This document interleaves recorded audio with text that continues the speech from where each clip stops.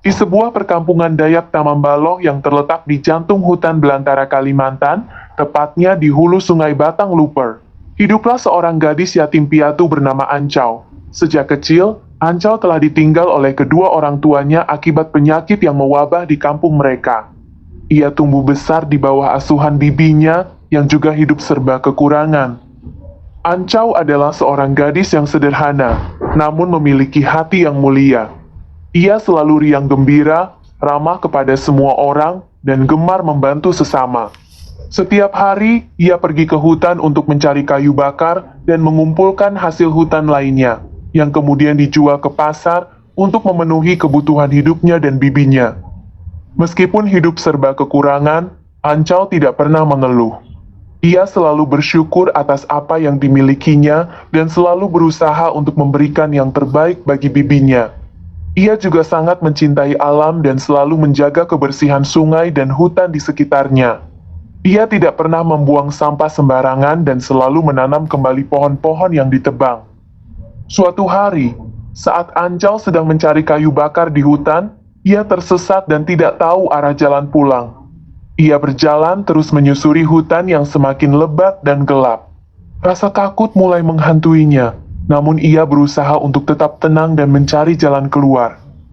Setelah berjalan cukup lama, Ancau akhirnya tiba di sebuah tempat yang sangat indah. Di sana terdapat sebuah riam yang airnya sangat jernih dan segar. Riam itu dikelilingi oleh batu-batu besar yang ditutupi lumut hijau dan pepohonan rindang yang menjulang tinggi. Suara gemericik air dan kicauan burung-burung membuat suasana di tempat itu terasa sangat tenang dan damai. Ancau merasa sangat lelah dan haus. Ia kemudian mendekati riam itu dan meminum airnya. Setelah meminum air itu, ia merasa tubuhnya segar kembali dan rasa lelahnya hilang seketika. Ia kemudian beristirahat di dekat riam itu. Ia merebahkan diri di atas rerumputan hijau yang lembut dan memandangi keindahan alam di sekitarnya. Saat sedang beristirahat, tiba-tiba Ancau mendengar suara tangisan seorang anak kecil. Ia mencari sumber suara itu dan menemukan seorang anak kecil laki-laki yang sedang duduk di atas batu sambil menangis terseduh-seduh. Anak kecil itu berpakaian compang-camping dan wajahnya kotor penuh lumpur. Ancau merasa kasihan kepada anak kecil itu. Ia kemudian menghampirinya dan bertanya dengan lembut, "Mengapa kau menangis, nak? Siapa namamu? Di mana rumahmu?" Anak kecil itu mendongak menatap Ancau dengan mata sembab. Ia menjawab dengan suara lirih, "Aku tersesat, Kak. Aku tidak tahu jalan pulang. Namaku Bujang." Ancau merasa iba mendengar cerita Bujang. Ia kemudian berkata, "Jangan khawatir, Bujang. Aku akan membantumu mencari jalan pulang. Ayo, ikut aku." Ancau kemudian menggandeng tangan Bujang dan mengajaknya berjalan menyusuri hutan. Mereka berjalan cukup lama, namun tidak menemukan tanda-tanda keberadaan kampung atau rumah penduduk. Saat hari mulai gelap, Ancau dan Bujang memutuskan untuk beristirahat di dekat sebuah pohon besar. Ancau membuat api unggun untuk menghangatkan tubuh mereka dan mengusir binatang buas. Ia juga membagikan sedikit bekal makanan yang dibawanya kepada Bujang. Setelah makan dan beristirahat sejenak, Ancau dan Bujang melanjutkan perjalanan mereka. Mereka terus berjalan tanpa lelah, berharap dapat menemukan jalan pulang. Tiba-tiba, saat mereka sedang berjalan, mereka mendengar suara gemuruh yang sangat keras. Mereka melihat ke arah suara itu dan melihat sebuah cahaya terang yang menyilaukan mata. Ancau dan Bujang merasa takut dan bingung. Mereka tidak tahu apa yang sedang terjadi.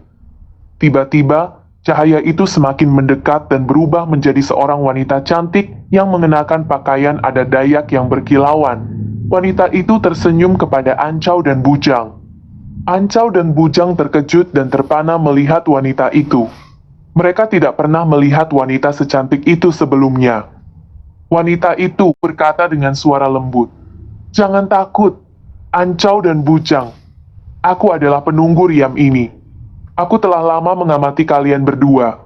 Aku tahu bahwa kalian berdua memiliki hati yang baik dan selalu membantu sesama." Ancau dan Bujang semakin terkejut mendengar perkataan wanita itu. Mereka tidak mengerti mengapa wanita itu bisa mengetahui nama mereka dan mengetahui tentang kebaikan hati mereka. Wanita itu melanjutkan, "Aku sengaja menyesatkan kalian berdua ke riam ini untuk menguji kebaikan hati kalian. Aku ingin melihat apakah kalian berdua benar-benar memiliki hati yang mulia." Ancau dan Bujang terdiam. Mereka tidak tahu harus berkata apa. Wanita itu tersenyum lagi. Ia kemudian berkata, "Kalian berdua telah lulus ujianku.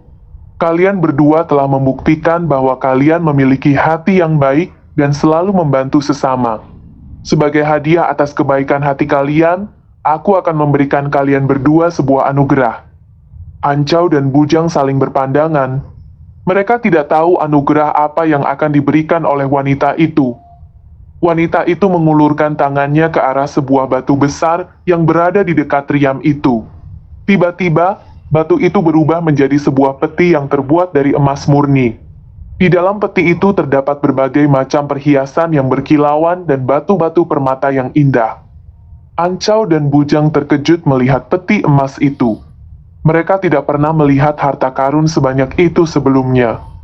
Wanita itu berkata, "Peti emas ini adalah hadiah untuk kalian berdua. Gunakanlah peti ini untuk membantu orang-orang yang membutuhkan. Jangan gunakan peti ini untuk kesenangan pribadi." Ancau dan Bujang sangat berterima kasih kepada wanita itu atas hadiah yang diberikan. Mereka berjanji akan menggunakan peti emas itu untuk membantu orang-orang yang membutuhkan. Wanita itu tersenyum dan mengangguk. Ia kemudian berkata, "Sebagai tanda terima kasihku kepada kalian berdua, aku akan memberikan nama kepada riam ini. Riam ini akan aku namakan Riam Batu Ancau." Ancau dan Bujang merasa terhormat atas pemberian nama itu. Mereka berjanji akan selalu menjaga dan melestarikan Riam Batu Ancau agar tetap indah dan lestari. Setelah memberikan nama kepada riam itu, wanita itu menghilang begitu saja. Ancau dan Bujang terdiam sejenak, masih terpana dengan kejadian yang baru saja mereka alami. Kemudian, Ancau dan Bujang membawa peti emas itu kembali ke kampung mereka.